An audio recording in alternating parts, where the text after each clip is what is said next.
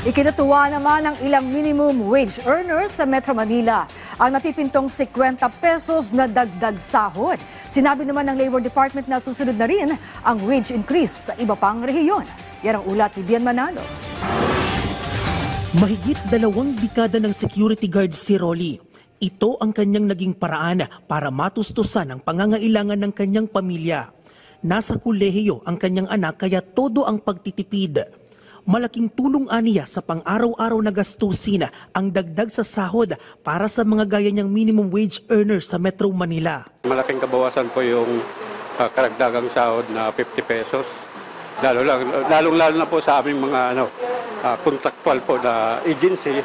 Nagpapasalamat po kami sa lalo na po sa DOLE at sa government po ng BBM na kahit paano na dagdagan yung sahod ng mga contractual po. Inaprubahan na ng NCR Regional Tripartite Wages and Productivity Board ang 50 pesos na aumento sa sahod sa National Capital Region sa pamamagitan niyan ng Wage Order number 26. Dahil dito, mula sa kasalukuyang 645 pesos, magiging 695 pesos na ang daily minimum wage rate para sa non-agriculture sector, habang magiging 658 pesos mula sa kasalukuyang 608 pesos ang daily minimum wage rate para naman sa agriculture sector, service at retail establishments na may empleyado na hindi bababa sa 15.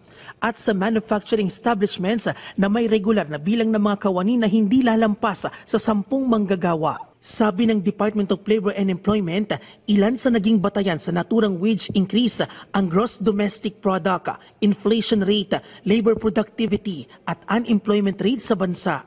Gayon din ang kapakanan ng mga mamumuhunan. Tiningnan din po natin, hindi lang po yung kapakanan o interest ng workers, tinitingnan din po natin ang employer ng mga namumuhunan. Ito pong wage board, kami po ay 7-man members, no? So may labor sector, may employer sector at the government sector. So dito naman po ay unanimously approved ang ating minimum wage increase na 50 pesos. Ayon sa Department of Labor and Employment, mahigit 1 milyong minimum wage earners sa Kalakhang, Maynila ang makatatanggap ng naturang dagdag na sahod na magiging epektibo sa darating na July 15.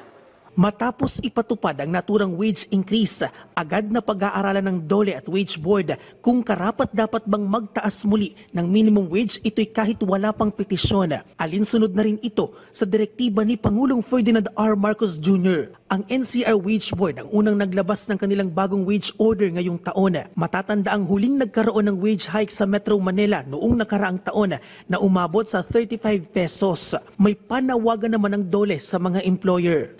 Panawagan ko po sa ating mga employers na mag-comply po sa bagong new wage order na ito magiging epektibo sa July 18, 2025. Samantala, sinabi rin ng DOLE na susunod na rin na magkakaroon ng wage hike sa iba pang rehiyon.